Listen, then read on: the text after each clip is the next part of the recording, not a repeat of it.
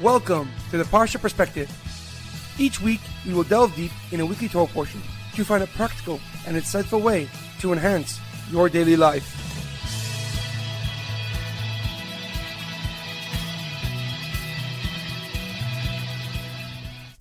Thank you for tuning in. My name is Rabbi Shalom Yemini, and each week we'll look into the weekly Torah portion to find practical and insightful ways to enhance your daily life. This week's Parsha Perspective is in honor of our homeland, Eretz Yisroel. May HaKadosh Baruch Hu, may God protect our brave soldiers as they eradicate our enemies in Gaza and around the world.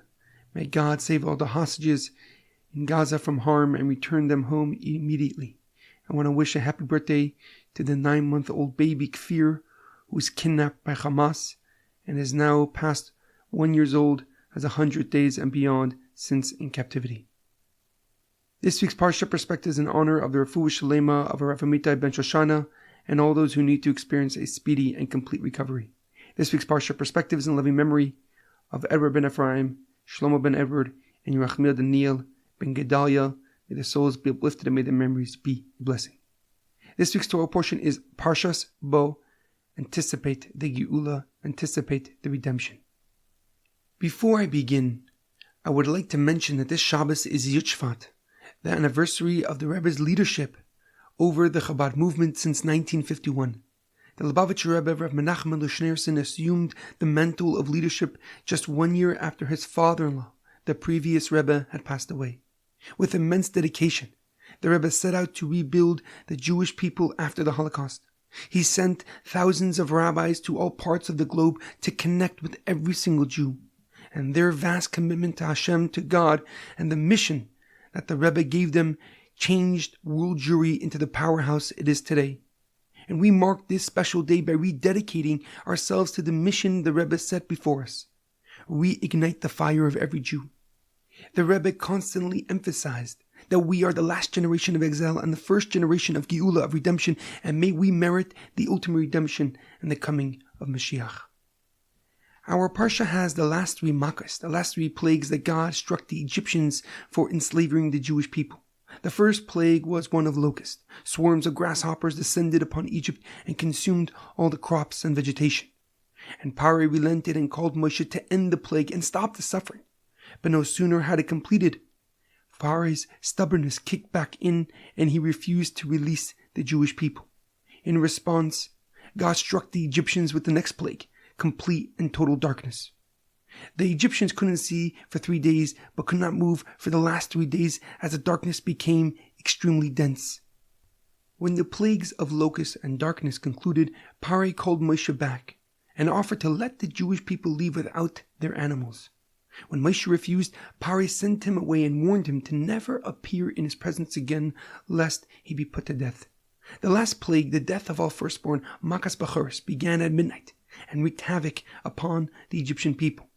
As the death toll rose, Paro, a firstborn himself, ran to Moshe and told him to lead the Jewish people out of Egypt immediately. The Jewish nation gathered their belongings and the Egyptians' valuables and left Egypt midday on the 15th of Nisan. However, a question comes to mind. Just before the last plague, Makas Bacharis, the death of all firstborn, God tells Moshe Rabbeinu about the Korban Pesach, the Pesach sacrifice. The Jewish people were to take in a sheep into their home for 4 days, and on the 4th day they shall slaughter it, the 14th of Nisan, and they shall paint their doorpost with its blood and eat the sacrifice in its entirety. The pasuk writes, "Va'achlu es habasar ba'alayla hazeh tzli eish u'matzes al merorim yachluhu." They shall eat the meat that same night, and they shall eat it roasted over fire with matzes and maror with bitter herbs. Similarly, just 7 verses later, 7 psukim later, it says to celebrate Pesach. For 7 days, the pasuk writes, "Shivas yamim matzos techelu." For 7 days you shall eat matzos. But the last plague, the death of our firstborn, had not even happened yet. Nor did they leave Egypt, and Pesach is a celebration of our exodus from Egypt, of Yetzias Mitzrayim. How were they already instructed to celebrate a redemption that has not yet occurred? The Rabbeinu B'chai Rav Bachya ben Usher gives an interesting explanation. He answers that the matzah and celebration here commemorates the matzah by Avram Avinu, when the angels came to notify Avram Avinu and Sarah Imenu that their son Yitzchak will be born. the angels were given matzahs to eat. The Rabbeinu Bechaya explains that since the notification of Yitzchak's birth signals the continuity of the Jewish people, this is a cause for celebration.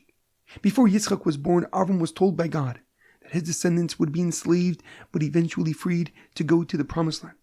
And now, with the preparations to leave Mitzrayim, to leave Egypt, God is finally fulfilling his covenant, his promise with Abraham, and redeeming his descendants and leading them to the Promised Land. However, the Aruch HaKadosh, Rav Chaim Ben Attar, a Moroccan commentary and Kabbalist, gives a deeper and more profound explanation. He agrees with the question, why were we commanded to celebrate a redemption that has not yet transpired? How could they remember and commemorate a freedom from slavery that isn't their current reality? And the Aruch HaKadosh answers that this preemptive commemoration set the path for the ultimate celebration and the redemption that took place. Through their belief in God to fulfill the covenant made with Avraham, they merited and enabled Yetzias Mitzrayim, their exodus from Egypt. The Jewish people's actions set the stage and paved the way for God himself to come down and avenge the blood of his nation. According to the Aruch HaKadosh, our deeds must preempt and anticipate the blessings, the holiness we wish to have in our lives. And similarly, the Lubavitcher Rebbe always emphasized and concluded his talks by mentioning that it will take all of us to pave the path for the Geula, for the ultimate redemption and the coming of Mashiach. In our daily life, it is imperative that we do not just envision our goals, but set the stage, pave the way towards making them a reality. And this is true in our mundane lives as much as it applies in the spiritual realm. Each day we are presented with opportunities to lay the groundwork to achieve our goals and accomplish our dreams. Whether we take massive leaps or even just small steps, we are leading the way for our potential to become our reality. I will conclude with a powerful quote of the Lubavitcher Rebbe. The world is a reflection of our own inner state. When we cultivate peace within, we bring peace to the world. Have a great weekend and good Shabbos.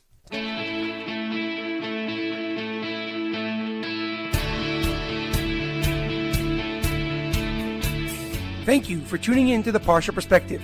Check out our website, theparshaperspective.com. Send thoughts and comments to theparshaperspective@gmail.com. Till next time, thanks for listening.